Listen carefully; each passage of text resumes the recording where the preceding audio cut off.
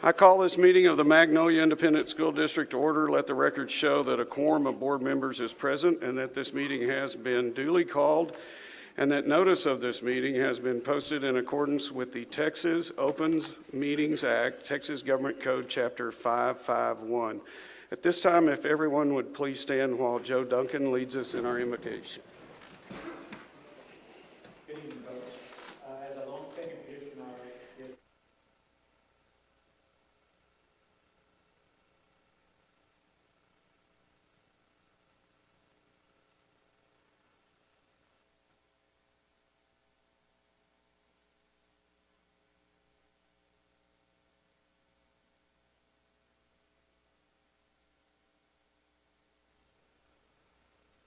strong, courageous, and brave. And I want to thank you for our administration. I want to thank you for our kids. I want to thank you for our first responders. And most of all, we just want to ask you for your grace and mercy. In Jesus' name we pray. Amen. Amen. If everybody remains standing, at this time I'd like to have our students of the month, Georgia of Magnolia Intermediate, Gustavo from Alpha Academy, and Shelby of Lyon Elementary to please come forward and recite the pledges. Georgia and Gustavo will start us out with the U.S. pledge, followed by Shelby and the Texas pledge.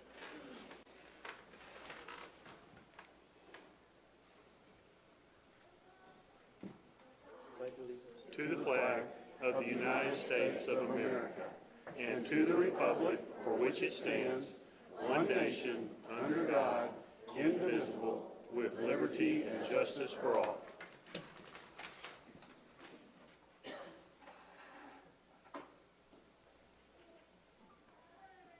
Honor the Texas flag. I pledge allegiance to thee, Texas, one state, under God, one and indivisible.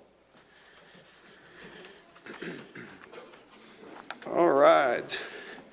Aaron, will you come up and do the Lyon Elementary student?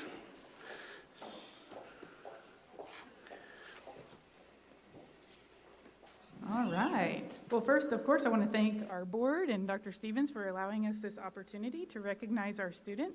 We are proud to present our Lyon Elementary Student of the Month, Miss Shelby Phillips. Shelby is a fourth grader at Lyon and has attended there since she was in kindergarten. She is the daughter of Ryan and Katie Phillips that are here this evening, along with her grandparents. Her brother Shane is here somewhere, who's getting recognized this evening also. And we also have some of our staff members, Ms. Harless and Ms. Reitmer are here, along with her reading teacher, Ms. Barron. So lots of people here to support our friend Shelby. She is an outstanding student with a caring heart.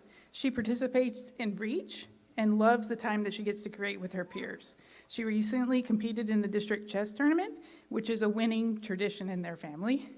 Also, in the regatta, I challenged Ms. Harless to a boat race, and she built Ms. Harless's boat, and some other friends built my boat, and only one of us made it across the pool here at Magnolia High. And so I'll just say Shelby did a good job building Ms. Harless's boat. When we asked Shelby about what she wants to be when she grows up, she said she wanted to be an art teacher. This sounds like a great career choice with her, since her recent art was selected for the Rodeo Art Show. Math is her favorite subject. I like that. And she shows this in her academic performance, including an almost perfect score on the Math STAR test last year and master's levels on all her math summatives this year. When I asked about college, Ms. Vandenberg was really happy with this answer because she would like to attend Texas A&M. They always do that. Outside of school, she has won many ribbons while on the High Meadow swim team and loves the butterfly stroke. She also cheers for MYFA, which allows her to support her brother and friends that are playing football. Her teachers also have great things to say about her. Her math teacher, Ms. Yadis, said, "If you're looking for a dependable, hardworking, loving student, Shelby is your person. She works hard in everything she does. She does the right thing even when no one is looking, is a friend to everyone, and is always willing to lend a helping hand to teachers and peers." Ms. Behrens, her reading teacher, said that Shelby is a perfect example of what a student leader should be. She accepts everyone for who they are and goes out of her way to include those who aren't always considered. Her academic ability is stellar, and it is supported by her hard work, her determination, and her growth mindset when challenges are faced and overcome. It is very easy to see why we selected Shelby for our Student of the Month. We'd like to wish her a big congratulations.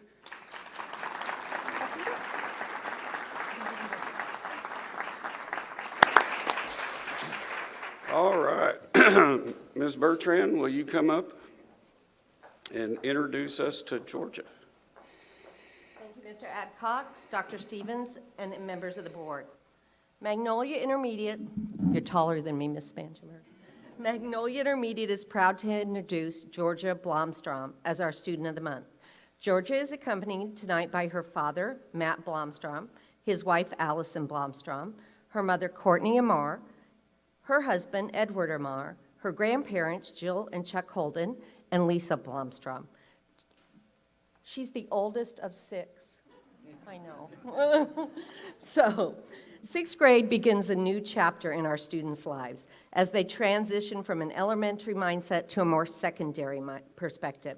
At this juncture in their life, a young person's character begins to shine. Georgia's disposition illuminates from her and onto others. Georgia dedicates herself every day in being kind to everyone. Georgia also takes her schooling very seriously, as she's always striving to learn and better herself. Her teachers comment on how hard she works and how her warm-hearted nature calms the learning environment for all.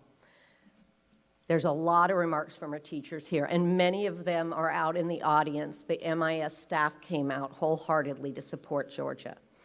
This was a common word used by every teacher, the word kind. Miss Rainey says, Georgia is a joy to have in class. She is someone I can count on to come in with a positive attitude each and every day. She is always, and she underlined always, kind to everyone in class, and a very thoughtful and caring friend. Miss Temez continued in the same vein. Georgia always works diligently on each task that is given to her, even if the tasks are challenging, which most of them are at this level. She does not hesitate to help a friend in a class when they need it, or ask questions if she feels confused. She's so kind and respectful of her peers and adults alike at all times. It's truly such a pleasure to have her in my room. Mrs. Clark continued the same thread. Every day, Georgia comes prepared to learn. She has a smile on her face, and she's extremely kind to her classmates. She's a great role model for others and is always eager to learn. She's very responsible and consistently puts forth her best effort to succeed academically. When visiting with Georgia, I found out something that surprised me. As you see, Georgia is very soft-spoken. I was worried about her even being willing to do this. So, she's part of a theater group. Their next production is Alice in Wonderland. She also enjoys singing and taking voice lessons. In her spare time, Georgia enjoys hanging out with her family. When we talked about what she might want to do, she was always interested in being a vet. Alas, she found out that she is allergic to horses and sesame seeds. So, vet might be off the table. When a student heard that Georgia was chosen to represent Magnolia Intermediate as our Student of the Month, the student said, "Great choice, Miss Bertrand. Georgia is one of the nicest people I know. I wholeheartedly agree. Ladies and gentlemen, it is my honor to present to you Miss Georgia Blomstrom."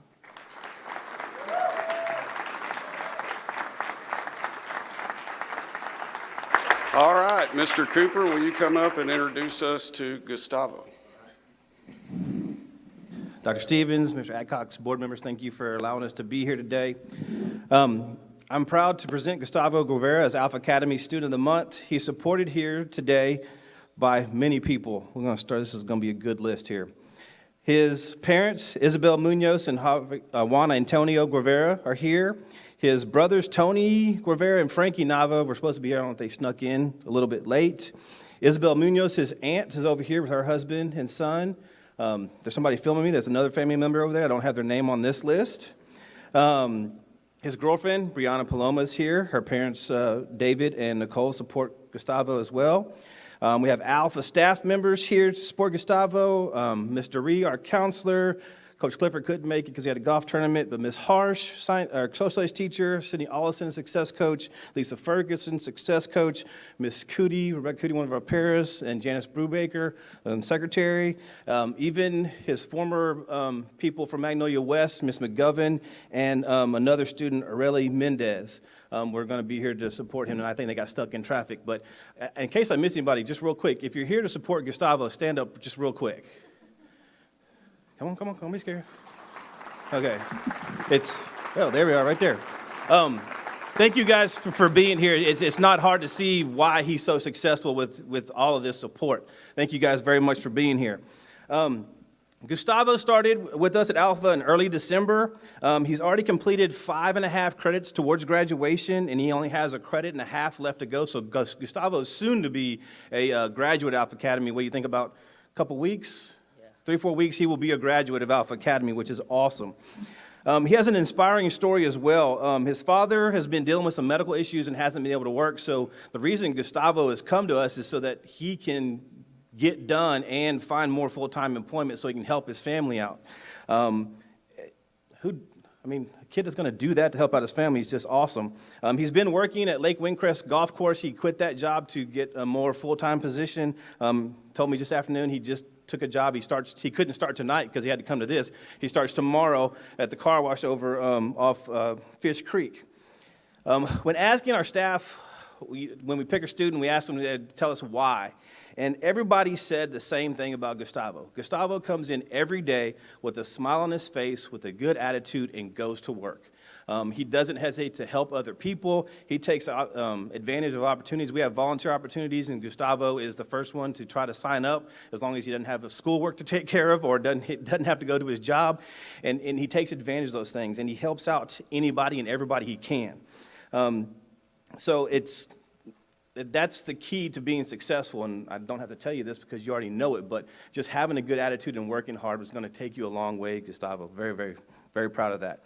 After graduating, Gustavo is going to try to find more full-time work, and he hopes to start the welding program at Lone Star soon after that. We've already set him up to be ready for that, and he's going to be very successful in that career once he is able to get it started. So I am proud to present Gustavo Guevara as Alpha Academy Student of the Month.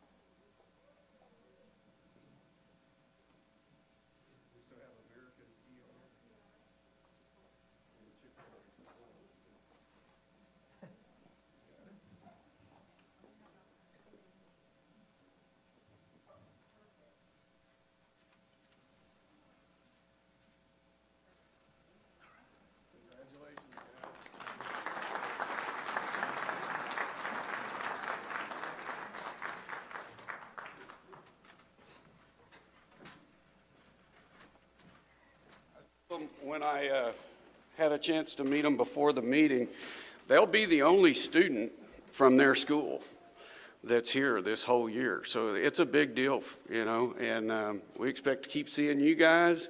And with that attitude, you'll go wherever you want to go. I can promise. So with that, Dr. Garza, Teacher of the Month.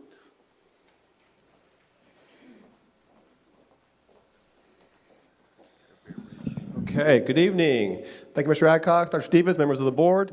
It is my pleasure tonight to present our Teacher of the Month for the month of February. And we have tonight a longtime MISD teacher, Mr. Kent Byers. He teaches art for us at Bear Branch Junior High. He's been with us for 16 years. He's joined us tonight by his wife, Kelsey, daughter, Brinkley, son, Kellen, and his parents, Mr. and Mrs. Byers. So y'all probably see him a lot because every year he's up here for routinely having kids that do well in the Rodeo Art Show. Does a great job in our art program as a whole. But when we went and told the kids and him that he won, the kids just kind of erupted, and you could tell they were very excited for him.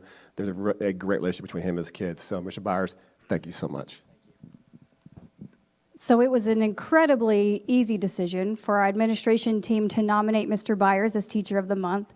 He loves kids. He loves all kids, and he stands up for them and roots for them and cheers them on, not only in his classroom through art and bringing out the passion in all of his kids, but also, I don't know, maybe in his boombox and the random dance hallway parties, I'm not sure. But Mr. Byers is really great for our kids. He even puts together some leadership opportunities for them within our building. And with leadership, he is a great asset to our leadership team. He is our department chair for our electives team, where he is a big picture thinker. He's a problem solver and a solution seeker, and probably one of his greatest assets is his positivity that he brings to everything in the school building, no matter what it is. So, Mr. Byers, thank you so much for being our Teacher of the Month.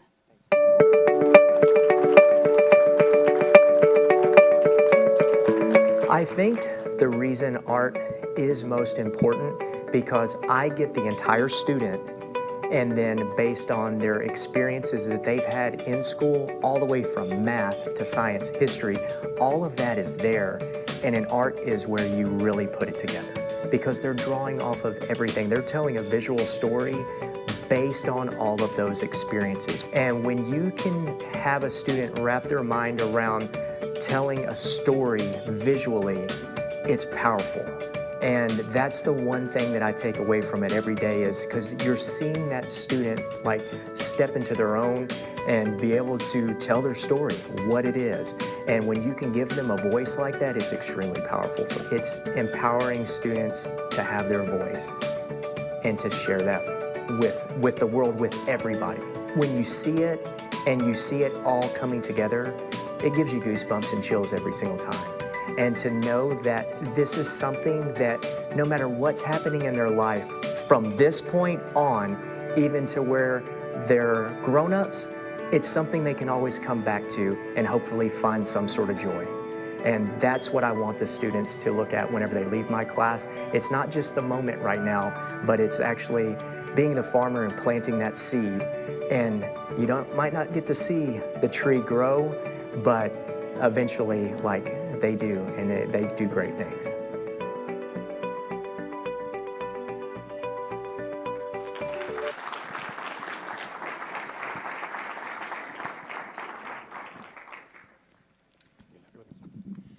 Congratulations, Mr. Byers. Lots of goodies for you. On behalf of the Magnolia Education Foundation, we'd love to thank you for all that you do for our district and our students. I've never thought about art that way, that these kids go all day and 24 hours since they've seen you with all these emotions and feelings, and they get to you and they can creatively express those feelings, and that's really powerful. I love that you expressed it that way. That meant a lot to me. On behalf of Chick-fil-A, Healing Key Spa, Raising Cane's, Gringos, and HEB, we'd love to thank you and congratulate you as being our Teacher of the Month.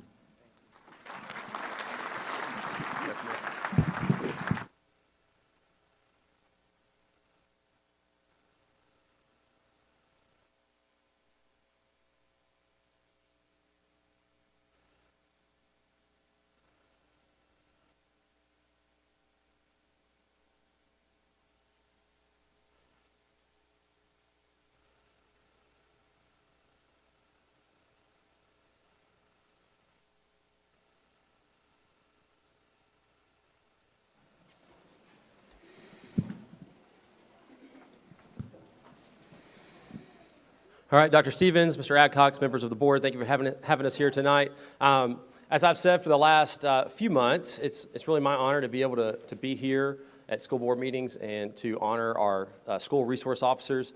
And tonight, I have the special privilege of honoring Deputy Edelman and Deputy Justice, who serve at Magnolia West High School as our school resource officers. And yes, you can go ahead and give them a round of applause.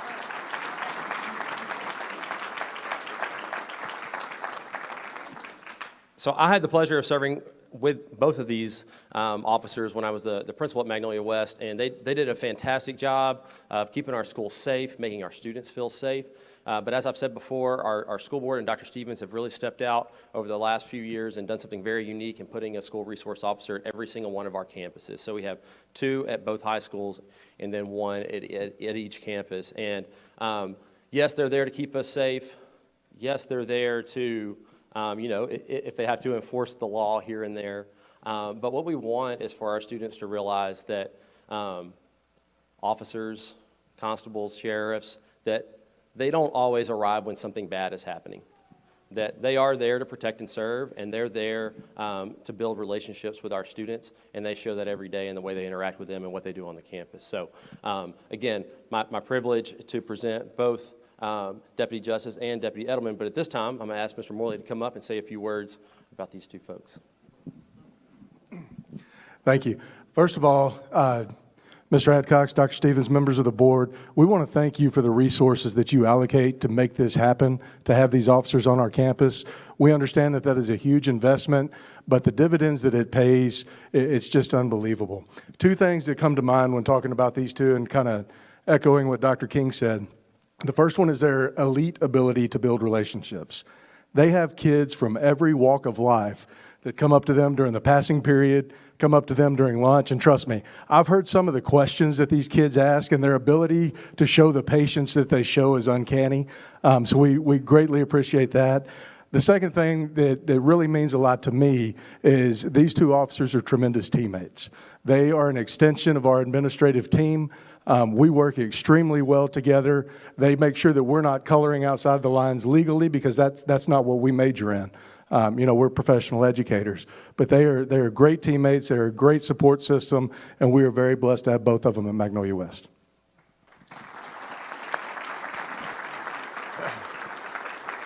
So one more time, we have a couple of gifts for you as our appreciation to you. So Deputy Edelman, here you go.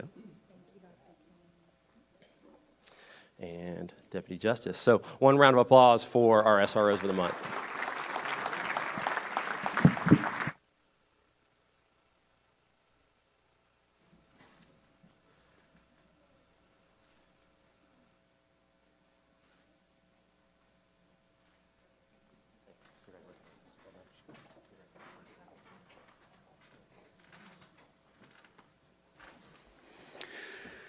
All right, our next recognition will be presented by Captain Swanson.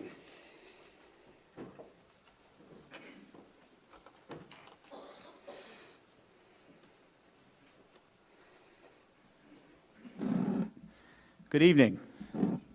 I'm Captain Swanson. I'm the Senior Naval Science Instructor for the Magnolia NJROTC, which encompasses both Magnolia High School and Magnolia West, and it is a bipartisan unit. We're here tonight to recognize Grant Feldman's appointment to the United States Air Force Academy.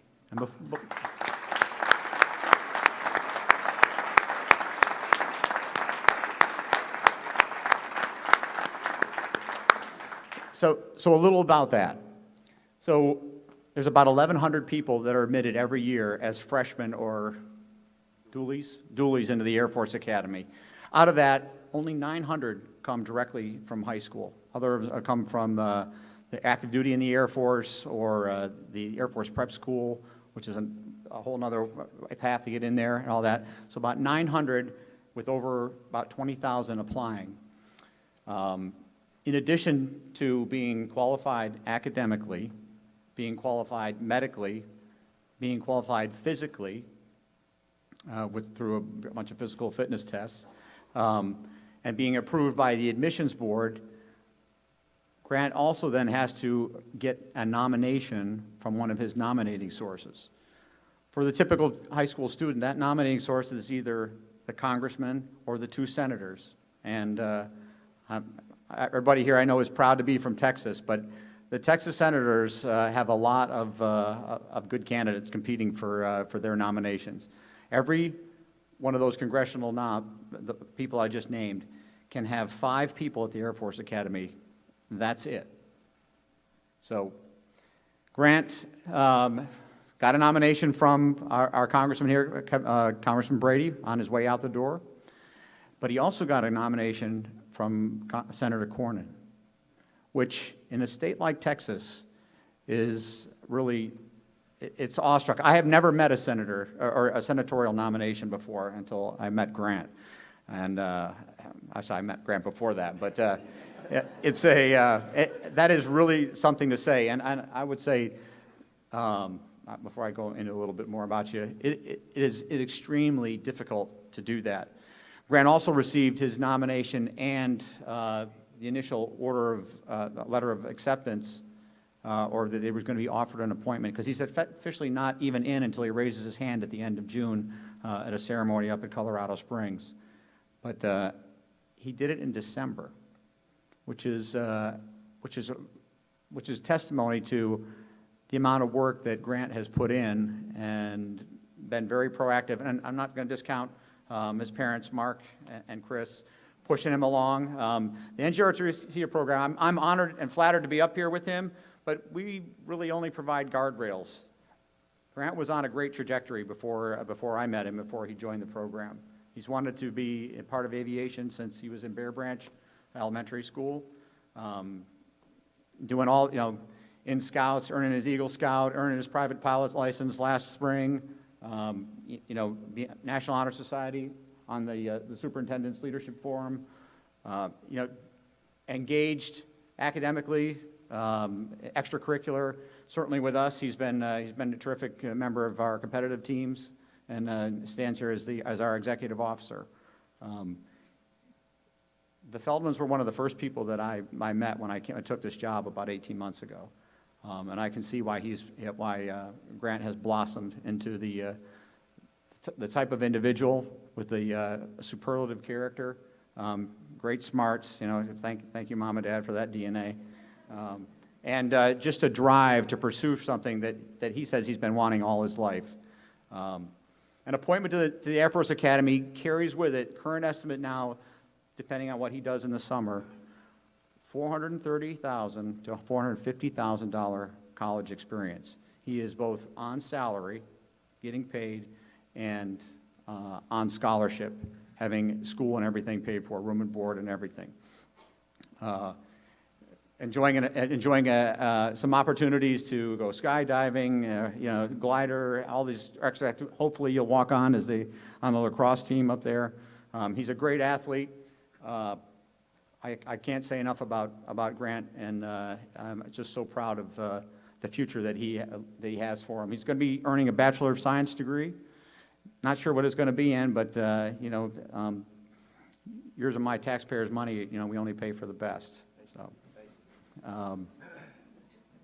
Trying to think, there was probably something I should have said, but I can't think of it right now. I'm immensely proud of you, and those of you within the Magnolia School District and within the Magnolia community, this is the kind of individual that the environment that the table is set for. And Grant is certainly, I know he's going to make us proud, not just in NJROTC, but he's going to make the Magnolia community proud too. So, Grant, you want to say anything? Yeah, I do.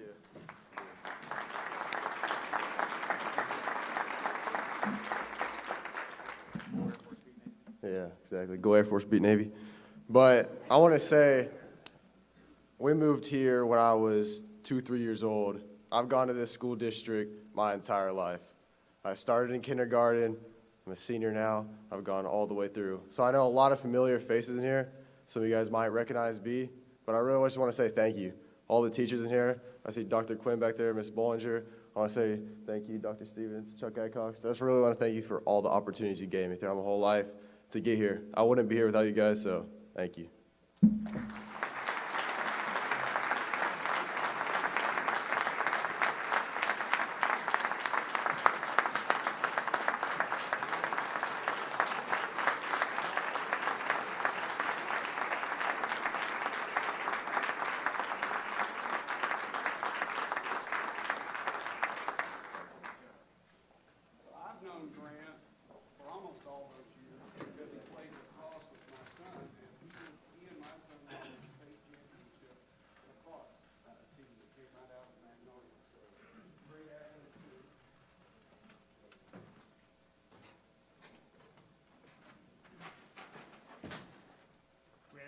What Captain just kind of spoke about is that as Magnolia ISD, we couldn't be prouder of you, and the product of obviously your mom and dad and the family and the raising, but it's also part of this community and a part of the school community that has helped you along the way. And what I just want to say to you is, we know that we're going to be even prouder of you in the future because of your service and what you're going to go on to become. And we want to keep following you and your trajectory, as you grow up and do some great things. So proud of you, son.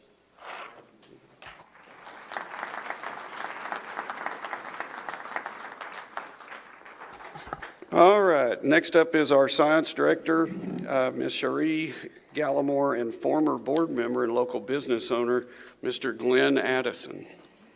Hello, everyone. I'm Cherie Gallimore, and thank you, board and Dr. Stevens, for allowing us this time to recognize some of our amazing students.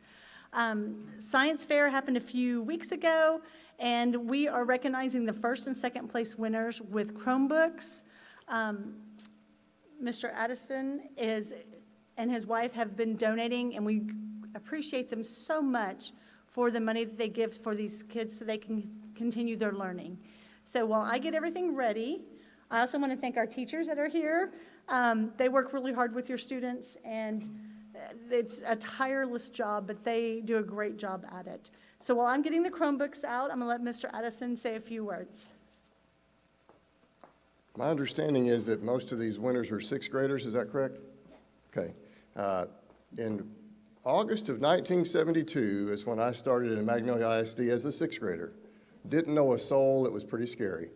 A lot has changed since those 50 years and 6 months. There were 3 campuses in this district back then. It was mostly woods. It gives me great pride to see how things have improved. Just to give you an example, the track team back then, which I was on, the hurdles were made by the maintenance department out of galvanized pipe and a 1x4. You did not want to hit that hurdle, okay, because they were not designed to go over very easy. And so it's come a long way. I had the honor of serving on this board for 15 years. And I'm always honored to be with the first responders. I'm your local last responder at Magnolia Funeral Home, so it's always a joy to be with first responders. So having said that, yep, we will get to the business at hand. I'm so proud of these kiddos. Where are these kiddos at? Y'all come on, kids. The Lord tells us about using our talents, and he also says he's not very happy when we don't use our talents that he's given us. And I'm proud of these youngsters because they have used their talents, come up with some great things. And one of the reasons that my wife and I enjoy sponsoring this is because you could be ranked last in your class and still get a Chromebook. You see, some people don't test well. And so it gives me great joy to know that, I don't want to know your ranking, but you could have been the last one in your class, won, and that's awesome because you're using your talent to do some great things. So it's my honor to present these to you. And my wife sends her greetings as well. Okay, so I'm going to call the names, and when I call your name, come over and grab your Chromebook, and then wait, we'll take a picture before I release y'all back. Okay, Shane Phillips, and please hold your applause until the very end. Allison Duran Castillo, Adelina Brana, Grant McAnally, Cole Daniel, Max Bergeon, Valeria Roa Marcano, Emma Crawford, Riley Linderman, Lucas Carter Weston, Emma Grace Howes, Vivian Coker, Archer Colin Jinzak, Kinsley Swanky, Terrence McLaughlin, Amy Galvez, Quinn Zabo, and Cecilia Lynn Hernandez. And we have just a couple that aren't here tonight because of other things that they're doing, but we'll make sure that they get their Chromebooks. So come on back over, and y'all give them a round of applause.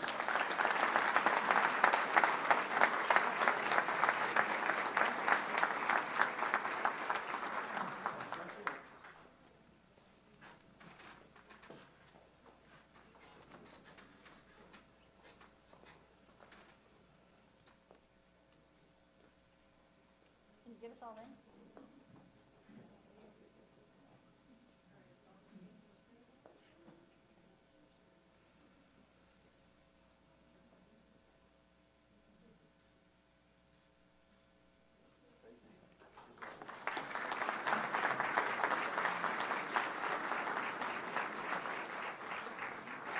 you know, as Glenn, as he's walking out the door, related, I mean, obviously he went to school here and Magnolia is home, but there may be a few that don't realize that Glenn was also a longtime member of this school board and served as board president, and I'm not really sure how many terms in total Glenn's been. He was part of the board that came when I came here and was hired here, and so, but I just want to tell you, you know, he doesn't have to do any of this. He does this because he has a servant's heart and he wants to give back, and he wants to see that kids are rewarded for doing the right thing and achieving. And Glenn, we appreciate you and Lori for that servant heart, and you continue to serve Magnolia ISD even if you're not a board member anymore. Thank you a lot, Glenn. Appreciate it.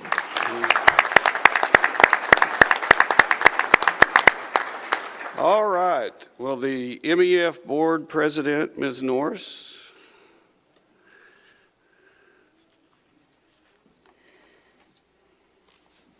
Do we have a foundation? We have a foundation.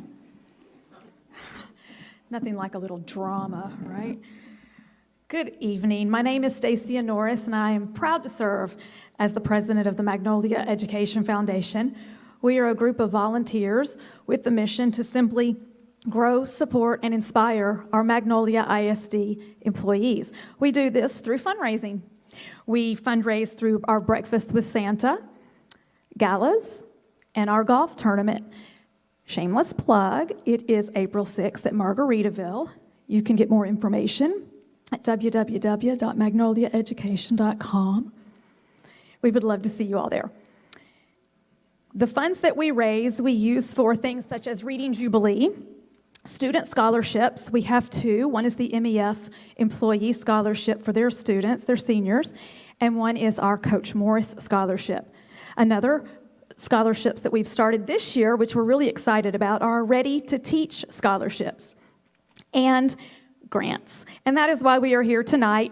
We gave out $63,135 in grants this year to our district employees.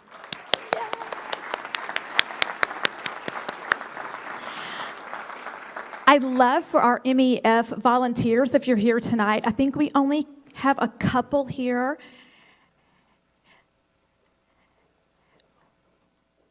We have Tina Slansky, who is our treasurer. We have Ashley Gonzalez, who is our Breakfast with Santa chairperson. And we have Robbie Yeatman, who is our grants chairperson. And I'm going to turn this over to her, and she is going to announce all of our grant winners this year. Hello, I'm Robbie Yeatman. I'm stepping up to take Melissa Boland's place, many of you probably know she is, as grant chair for MEF. Now Melissa left some unsurpassable size footprints throughout our district. Footprints I don't know that I have the capacity to adequately fulfill. However, I promise to serve our staff, educators, and students the best that I can. So without further ado, that's a touchy subject, but hey, it's okay. All right, do you want me to say campus also? Okay, so from Nichols Sawmill Elementary, we have Roy Fletcher, and his grant is titled The Family That Sticks Together for $3,518.15. Does he come up here? Come on, if we call your name. Oh, if we call your name, Roy, not here? Okay, that's all right. Oh, come on. We won't buy it. We're here to give you money. Okay, next from Magnolia West High School, we have Jerica Norwood and Tammy Goshorn with the grant title Learning Empathy Through Simulation. And the amount was $5,576.29.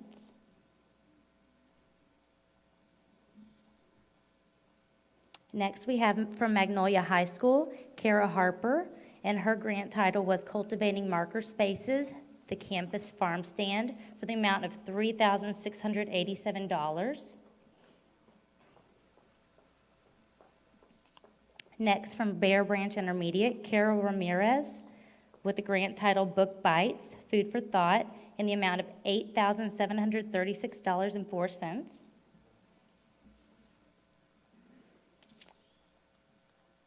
Next, we have from Williams Elementary School, Garrett McClurg, xylophone. His grant title is Xylophones, Keyboards, and Ukuleles, Oh My. The amount was $10,000.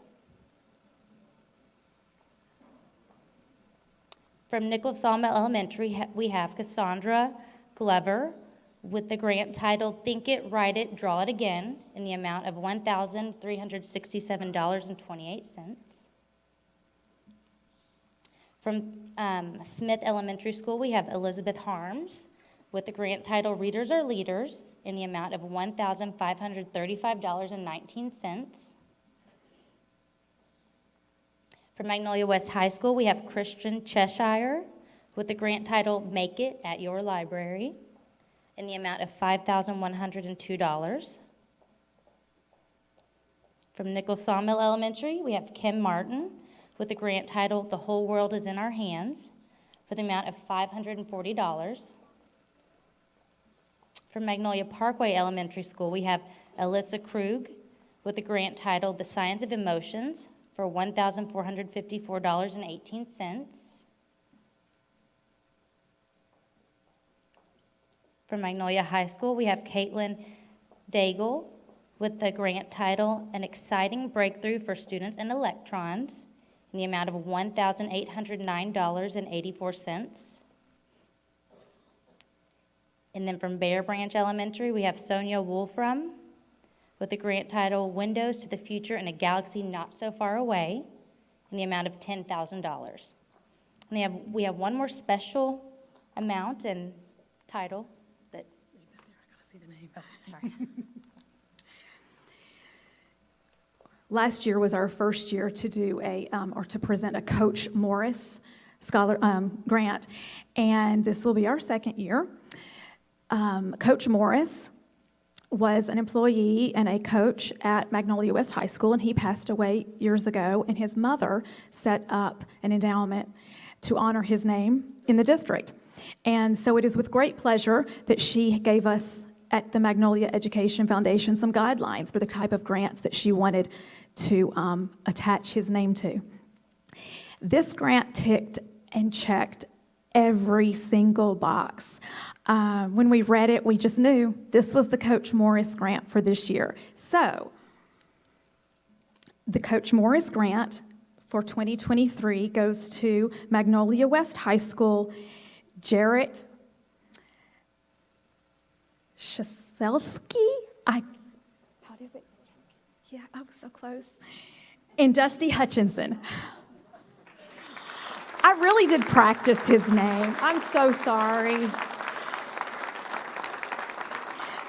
Their grant is for $9,809.03, and it is for agricultural mechanics and welding resources.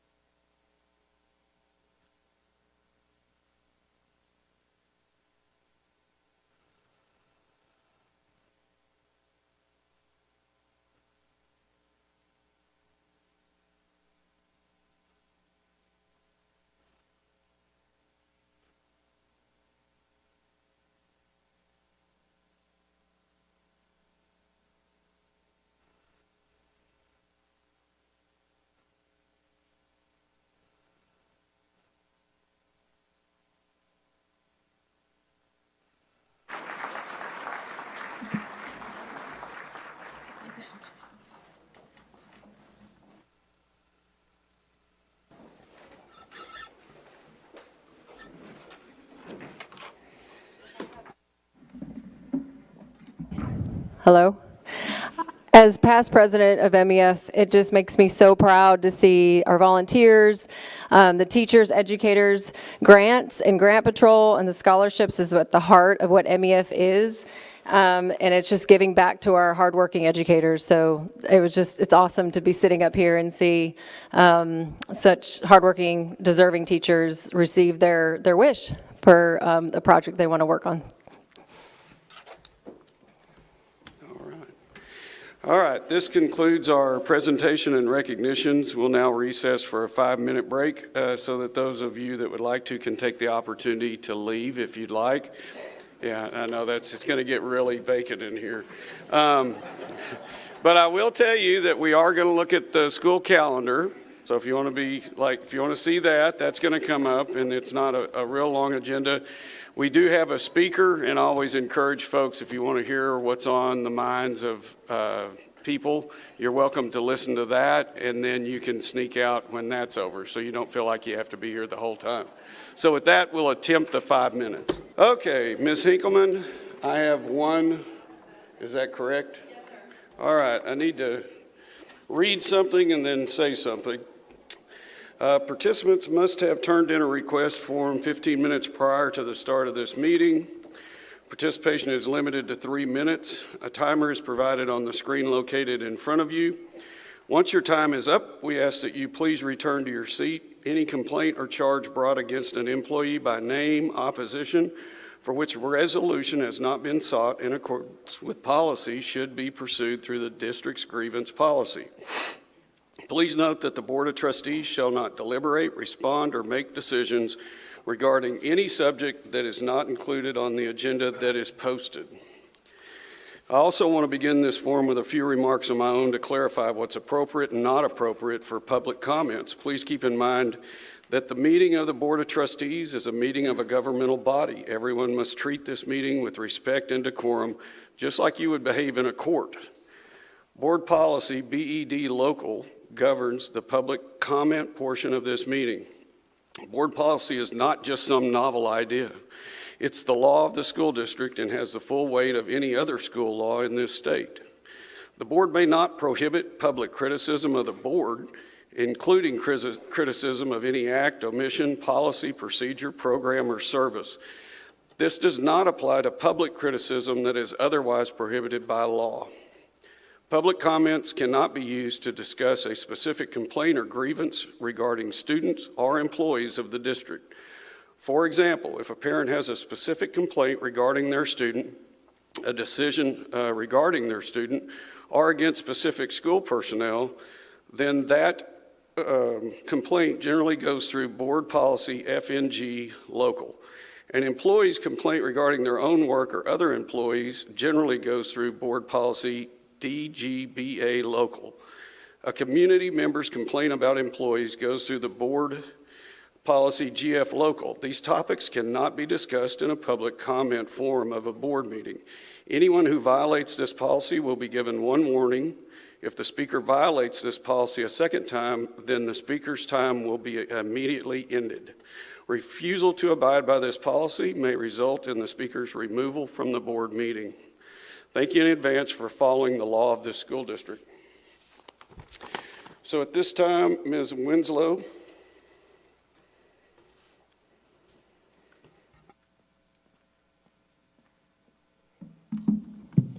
Good evening. I have emailed countless members of this district regarding a pattern of abuse occurring on Magnolia High School's campus. I had received no response for months and was relegated to 3 minutes monthly, and only after sitting through an hour or more about how amazing the district is. I finally received contact from Magnolia ISD in the form of a legal letter. This was their first correspondence with me and was an attempt to intimidate me out of speaking in this very limited forum. They spent taxpayer money to overnight this letter signed off by lawyer, board president, superintendent, and deputy superintendent on a Saturday, so it'd get to me just before their December meeting. I know y'all are not particularly good at establishing patterns, especially as it pertains to abuse on your campuses, but I have never come to consecutive meetings and your intimidation attempt has failed. The letter claims to have investigated. I had no knowledge of investigation. This letter was the first contact I've received from the district in the 5 months I've urged one. They go on to say they did a thorough investigation of employees. Do you realize the victims of MISD communicate with one another? You interviewed employees and only employees because they are still in your incredibly broken power system in which their options are to continue working with an abusive admin and bite their tongue, or face ostracization and loss of career that comes with telling the truth. Although your lawyer emphasizes he writes on behalf of the district, he brings up that the abusive admin would have a good case for defamation. If he only speaks on behalf of the district and the board, why is this even brought up? The most frustrating part of the letter is when it reads, "You have recited on social media and in previous public forums that the admin in question grabbed a teacher in her early 20s by the face, implying that an assault occurred." The worst part about this is the victim of the assault directly emailed HR. HR has her phone number, and the response to her written statement regarding the assault was essentially thanks with no follow-up. The letter continues with bold-faced lies, including that my meeting with HR was not about abusive admin, but my title on campus. From the initial phone call with HR and through all of the meetings, my primary concern was the abuse happening on Magnolia High's campus. Luckily, I had dealt with leadership before, and I knew to record these meetings that refute the heinous attack on my character and claims I only brought up abuse after not getting a title I wanted. Let's be clear, not being listed as ESL coordinator in your system does not take away from the role I served. Next, the letter threatens to speak about me in the public square regarding the role I have served. You are more than welcome to say what you would like to media outlets and on the internet, but I know the role I served, and so do my former colleagues. I was the only person on that campus in the ESL department completing compliance paperwork, telepass, and taking all the responsibilities that come with it. Both your HR and my immediate supervisor confirmed I was the campus ESL coordinator in recorded meetings. Finally, you attempt to bar me from speaking in the public forum, citing the grievance process, which is only applicable for grievances in the last 15 days, as a reasonable alternative. Doing so violates the Open Meetings Act. You cannot bar me from speaking because I have something negative to say about your employees or your district. Do better. Do a proper investigation. This could be so much easier on me, on you, on the folks who have to attend these meetings if you would properly investigate, not just employees, but those who've been pushed off the campus and are willing to speak with you. Finally, I am not an individual perched on her social media throne sniping at reputable employees. I'm an advocate for my former colleagues and myself, using my platform in an attempt to get you to do the right thing. Thank you.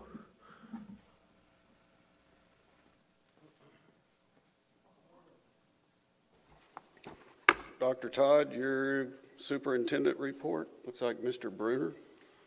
Yes, I mean, obviously, we have a lot of bond work that is beginning to pile up, and Mr. Bruner has finally started to get to work on some of that. So we just decided that at every board meeting from this point forward till we get everything completed, Mr. Bruner will just give us an update of what he plans to do in the future and maybe some of the things that he's actually gotten done here in the last few weeks. So, Mr. Bruner, after that introduction, I'll turn it over to you. Thank you, Dr. Stevens. Well, it's been a few months, so I just want to give you a quick update on where we're at. Things are about to get pretty busy as far as what you'll see out there, the activity that you'll see. But we have completed the construction drawings for Audubon Elementary. They have been issued to the general contractor, BNC Constructors, and it's currently out for bid. So we will be taking the actual bids on February 21st, and then we'll sit down and we'll go through them, we'll work up the numbers, and we'll bring the guaranteed maximum price to you at the March board meeting. We're currently waiting on the permit from Montgomery County. We expect to get that any day. We are also in the process of going through an architectural review by Audubon Development. Hopefully we get all that worked out. If all that's accomplished, we bring the GMP to you, you approve it, we can go to work almost the next day. So that's kind of where we're at. We did release some early packages. Our primary switchgear, some mechanical rooftop units and the generator, we've already issued purchase orders. That will be included in the guaranteed maximum price that we bring to you for ultimate approval. But those are out because that switchgear is 52 weeks. So literally. It's just so we don't get left behind right at the last because we can't get that equipment. So he's doing his due diligence and getting it ordered early. Yeah, from a scheduling standpoint, we're going to need it, at that time. Had we waited until March, it would have really put us in a bind schedule-wise. We have issued 75% construction drawings on intermediate school number 3, and we currently have a schedule to issue that for actual bid in April and bring it to you at the May board meeting, the guaranteed maximum price at the May board meeting. Following that would be the junior high, which we currently have a schedule. 50% CDs are due in a few days. That project is scheduled to go out for bid in June, and then we would come to you at the July board meeting for that guaranteed maximum price. So that's kind of the schedule of the 3 schools. Obviously, the elementary is the priority because we want to open in 24. The other schools would be on a 24-month or a 2-year construction schedule, and so they should really be more like an 18 to 24 month. So their schedule is fine. We've also started on some of the priority maintenance work. We've issued purchase orders on 3 new chillers. Those are also about a 1-year lead time. So, next Christmas break, we hope to install those new chillers, but at least we've got them ordered. We've also initiated some roofing projects for this summer. We've taken bids through some of the purchasing networks to get bids and get the materials ordered as quickly as possible. So that's done, and that's now scheduled for this summer. So we're working on some of the other projects as well. It's not just the 3 ground-up jobs. We've had meetings with Dr. Campbell and, talking about some of the CTE programs, and so we're working on those. So the other things are kind of in the works, but, we've got to get this elementary started. That is our highest priority. You guys have any questions? Does the water moratorium affect you guys at all with the city of Magnolia? Well, it could potentially, but Audubon Development, which has their own mud rights, is building a water plant. And so we have now switched, and instead of having an agreement with the city of Magnolia for domestic water and sewer, we're now going to have an agreement with Audubon Development. We're basically going to be receiving water directly from them. It's just a matter of that's on the table, and we're not really sure about the city of Magnolia. So we are going, at this point, we're going down the road with Audubon Development because he's building a plant that will provide the services for us. So we've gone to Plan B.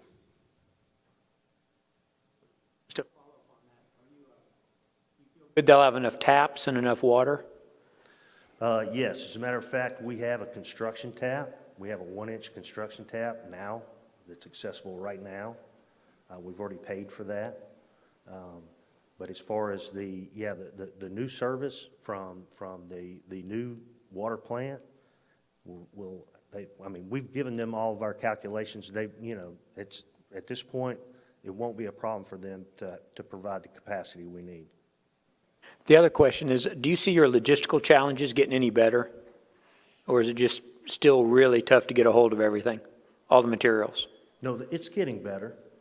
It's most definitely getting better. And so we've kind of been monitoring it through most of last year, but as we got into the Christmas break, we were already having meetings with all of our consultants to discuss. And we brought in the GCs and said, okay, what's hard to get right now? And we got a lot of input, we got a lot of feedback on that, and we narrowed it down to it's primarily mechanical and electrical equipment at this point. So, but the other items are getting better. It's like steel, prices are still high, but it's more readily available. So we're kind of battling that, but and we put together an early steel package, and we don't feel like we needed to release it. We're just going ahead. It's out on the street right now for pricing. We considered releasing it last month, but it was only going to save us a few weeks, and we don't feel like it's going to be an issue. So getting the steel, not a problem. Cost of steel, still pretty high. Okay. But other than that, we feel like we've jumped on what we needed to do quickly and get it ordered. I had a question. So it sounds like Audubon Elementary will be receiving water from the Audubon Development. And then we have the other 2 new schools that will be built too, and that will not be Magnolia City water then either? No, that's from Quadvest. Okay, so that won't impact them then, okay. No. Okay, thank you. Yeah, you're welcome. Anybody else have any other questions? Eric, I don't want to put you on the spot, but I know we had the bond sale, so I am going to put you on the spot. I know we had the bond sale, and it sounded like in the current environment that went very well. So can you tell us how that went? And Yes, sir. It was very favorable. In short, we were able to sell all the bonds, which is number one, of course. Competition was high. We had 1.8 times the request as compared to the bonds available. Total total interest cost was 3.81%, which is favorable in today's environment. And I guess in addition to that, we stayed within all the parameters of which we promised the public in terms of amortizing no longer than 25 years, and obviously we were well under the 5% max that we put for interest cost purposes. And so very pleased with the end result. It was highly driven by our local underlying bond rating, and with the two bond rating upgrades that we've had the last 12 years, really helped us to save on the interest side of things. And so the bond syndicate team did a fantastic job, and it was a busy, I think, last Tuesday is when it was. And so, yes, sir, we're moving forward with additional processes to kind of dot the i's and cross the t's, but March 7th is when we anticipate receiving the bond proceeds. So, moving along, yes, sir. Great. Well, thank you. I know you're going to have a hectic life now for a couple of years, but I know he'll be happy to see the proceeds from the bonds also. you're spending it, so it'd be nice if we get some, right? All right, we're going to move on to our consent agenda. This portion of the agenda consists of items to be routine and will be enacted by one motion unless separate discussion is requested. Did everybody have a chance to look through items A through K? Does anybody have any questions on A through K? If not, I need a motion that the board approve consent agenda items A through K. Motion by Gary, seconded by Joe. All in favor? Carries. Next up, Dr. Bullock. I know the schedule calendar is a fun topic. Yes, sir, a little bit of interest in this one. Mr. Adcox, Dr. Stevens, members of the board, I'm bringing to you a recommendation for next year's school calendar. It'll be the 23-24 calendar year. This is a process that started several months ago, earlier in the fall, back in October, in meeting with the District Education Improvement Committee, and I saw several of them here tonight. If any of those folks stuck around, I'm going to ask you to stand just for a second. Look at that. Thank you. So these folks, along with several others, constitute a elected representative from each campus, in addition to a couple of community representatives, business representatives, and parent representatives, and a handful of district people. And we kind of spend, well, a good 2 to 3 months talking about what trends there are in school calendars, what is going on in districts around us, and what things that we think we might want to bring to you guys. So after lengthy discussion and looking at several different things, we present you the calendar that's in your packet. A couple of things I'll go over, just about some of the key features, and then I'll be happy to take any questions. The first day for staff to report is August the 1st. You'll notice that we have 172 instructional days in the recommended calendar, and then 15 professional development days for 187 contract days for teachers, which is what is the requirement in the education code for the number of contract days. We'll start off with professional development days. The first day of school is listed as August the 9th. The holidays are pretty standard with Labor Day in September, and then a professional development day the 18th, that Monday. There is a change that I will come back to here at the end. Let me skip to November, and I'll come back to October in a second. In November, we have professional development days on the Monday and Tuesday around Election Day. And you guys remember, as a board, we've talked about this often, that that we want to be cognizant of Election Day, and it's kind of antithetical to all the charge we get from school safety, because obviously our elections, we have to open the doors to everybody, and we're wide open and everyone can come in. So we've reasoned a long time ago the way to get through that was to not have a traditional school day on Election Day, that Tuesday, when we're charged with the level of campus safety that we like to provide. So the Monday before that has been a weak attendance day when we've tried to have school and then tell kids they don't have to come on Tuesday for some reason.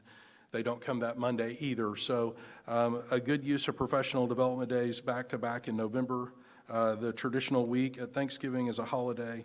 You can see your Christmas holidays there, followed by 2 professional development days to start in January, 2 more in February, the month or the week at spring break. Easter is early, which kind of makes the calendar look a little bit different. So Good Friday is the March 29th. There is one more professional development day in August as we're making a run to the end. I do want to go back and talk about the week in October. This calendar has what some area districts have called a fall break. And if you notice with the information I provided you, this is something that is in place this year and again will be in place next year in Humble, in Klein, in New Caney, I think I've got that right, and Spring as well. And so one of the charges that we have here, one, we want to build a good instructional program. We want to balance instructional days with professional development days, but we also want to respond to some of the needs and desires we hear out of the teaching force. Some recent surveys put out by the Charles Butt Foundation indicate that a larger percentage than ever of teachers are considering leaving the profession. And, you know, some of the things that they say would change their mind and make them want to stay or even stay with us longer. The usual things, salary and benefits, but they also want to work in a place that is a positive and productive culture, you know, things that we can control. They also ask for district-wide days for teacher and student well-being and a schedule that gives them more time for planning and doing some of the outside the classroom things that are expected of them. So this calendar is a nod to that with an October fall break to match what some of the neighbors are doing. And then you notice we have the back-to-back professional development days in November, in January, and in February.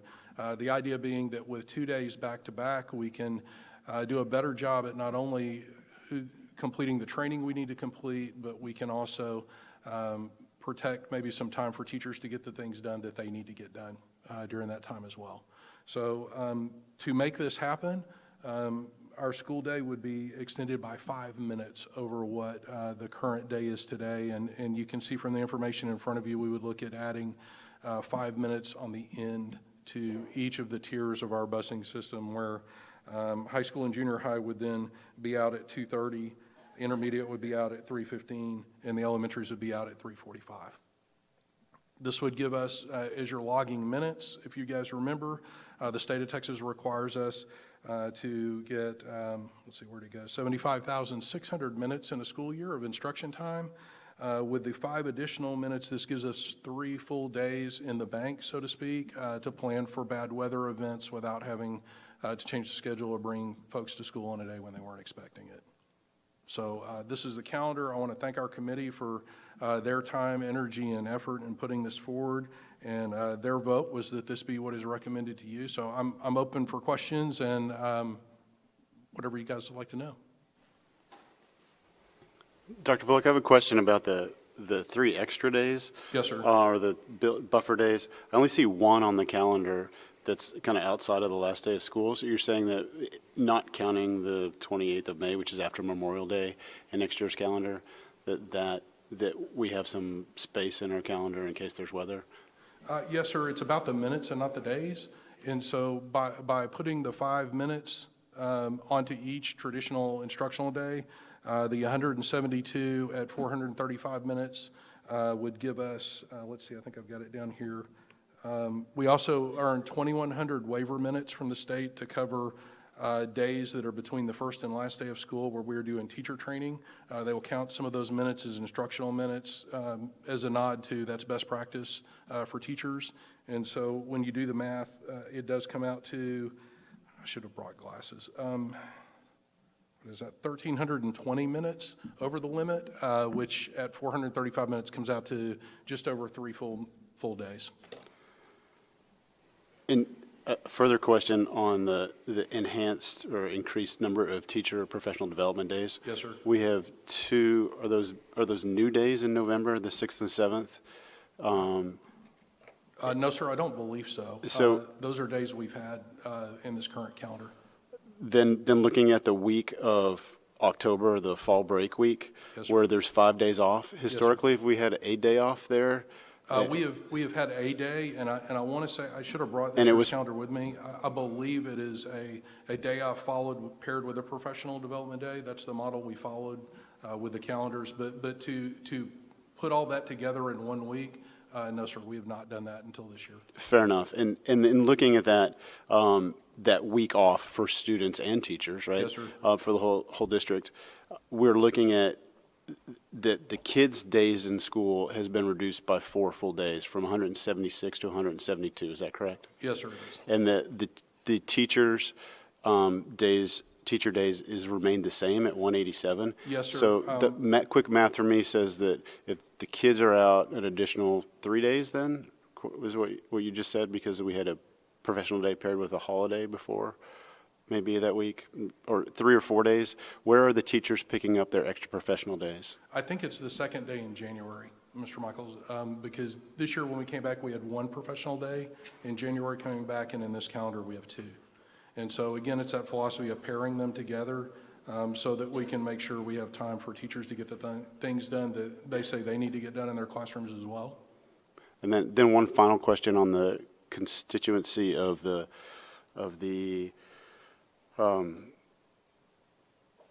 committee that put this together, the Education Improvement Committee. Yes, sir. The elected, my understanding, the elected personnel are staff members, is that correct? So the remainder of that board, there was a few parents, but not necessarily parents from every campus? Yes, sir, that's correct. Okay, thank you. Anybody else? I had a question. I know the 2 days that we have off in November, but the professional development days, that's relatively new. Maybe we've done that for a year or so?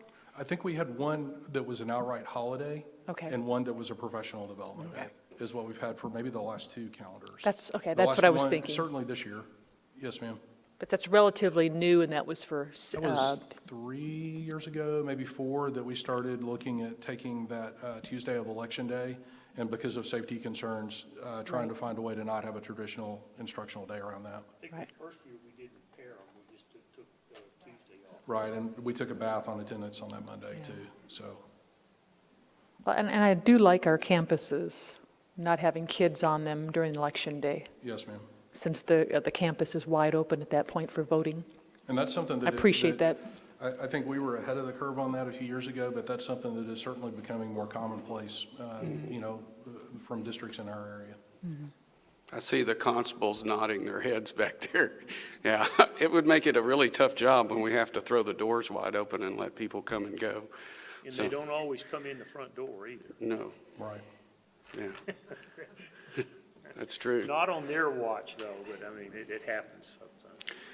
Anybody else? Any questions? I don't have too many questions. I just want to applaud the committee. I think that with the, just the surrounding districts, and I think this is a great answer to, attracting and keeping our great talent, because I think that week in October and then those couple days in February, just when there's a needed break, it'll be there. So thank you to the committee. Yes, ma'am. Ms. Owens, I'd like to add too that, we have an adventures program that this board has supported to provide, for kids outside of school hours and at times when we don't have a traditional day. And so our adventures camp, we run adventures camps during spring break, during Christmas holidays, during Thanksgiving week. Already we're used to that, and our adventures camp would be open to provide a camp the week of October also to help our parents with childcare. I happened to wander up to Bear Branch Elementary during the Christmas holidays, and I just was struck by how many kids were in there. I don't know if it was, close to 100-something kids in there, that parents are taking advantage of, that camp environment during the day when we didn't have school for part of that. And so I think one of the things Dr. Bullock and I, we always talk about when we look at the calendar, and I know we always have that voice in there, that there's kind of this give and take, push and pull deal between, trying to do things that provide our teachers time for, just sometimes being away from the classroom, or also time for staff development within that school, embedded in the school calendar part of the week. But we also have to remember that our parents depend upon us for that just sort of constant fact that we're there and we open up because we know there's a lot of our parents that have, two working parents as part of that family. So we always have to keep that in mind. And we felt like that possibly our Adventures program is a little bit of a bridge for some of those parents that we've got to, stand up and give them an avenue to take care of those kids. We also know that what we offer is important, and that continuity and consistency is important in reinforcing the learning and the time that we have with those kids. But we also know that everywhere I go, I'm asked, what are we doing to keep and retain teachers? And I know that sometimes that time that they have within the school year is so important. And it has become much more a tradition of the calendars that we see around surrounding districts. And a lot of people say, it's hard to put dollars when we don't have the dollars. We do everything to be as creative we can to get those dollars into the classroom.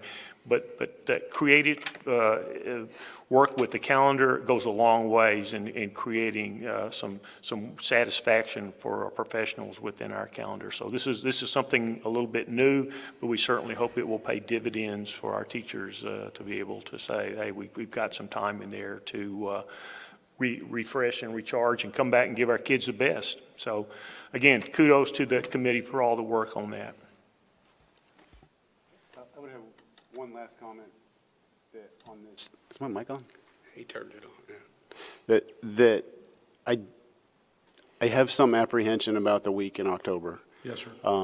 And in that light, I think we should pay close attention to it and how the parents and the kids react going into it and coming out of it, and that we should work hard to get some good feedback out of that going into, as we plan for the next calendar year. Yes, sir. Because it's a new thing for us, and it's going to be a sensitive thing, and we're going to want to pay close attention to that. And like I said, it's an interesting new calendar. Yes, sir. Couldn't agree with you more. We'll certainly be taking all that into consideration. Just to clarify, so if we have the week off in October, we will offer the Adventures program. Yes, ma'am. Okay. We're already used to doing that when we take more than one day off. When we have back-to-back days, Adventures is open, and certainly, the weeks that are in this year's calendar as holiday weeks, which would be Thanksgiving, Christmas, the 2 weeks at Christmas, and then the 1 week at spring break. We're already used to that. And in theory, then in October, we would offer it on both sides of the district, so we'd have multiple locations for the Adventure program. Yes, ma'am. And so usually that depends on demand, and what we've done, even I think coming up this year, or in the past certainly, we've had at least a hub point where we will bus kids from one side of the district, even if we combine them on one campus. That way we can provide more convenience for parents. And then if the numbers warrant, we would open a campus on each side. Okay. It's a good question. All right, if we don't have any more questions, I need a motion that we approve the 2023-2024 Magnolia ISD school year calendar as presented. Motion by Dasha, seconded by Joe. All in favor? Motion carries. I will tell you, Jason, that a friend that's a teacher told me that they could get a whole lot more work done on the professional days if they could dress casually. Is there anybody else? I did hear that from a friend that's a teacher. So that should be no problem. Yeah. And this was the first time when we saw the calendar, I was like, oh, great. And I start looking, I'm like, I'm not going to have a kiddo. That calendar, it's now Texas A&M and Texas Tech that determine my life. So appreciate all the work that you guys put in on that calendar. It is a balancing act, and I get that. So I appreciate you guys doing that.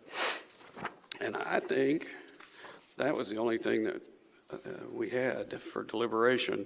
So the board will now recess to move into closed executive session for the purposes permitted by pursuant to Texas Government Code 551.071, consultation with attorney, pursuant to Texas Government Code 551.072, discussion of purchase, sale, exchange, or value of real property, and pursuant to Texas Government Code 551.074, personnel discussion. All right. Do I have a motion to approve the superintendent contract as agreed in executive session? Motion by Sonia, seconded by Dasha. All in favor? I'm not looking around. Hello, I thought, yeah. Motion carries. Now, here's the one I always get great participation on. I need a motion that we adjourn this meeting. Yeah, a motion by Joe, seconded by Travis. All in favor. Meeting is adjourned. I get to do that.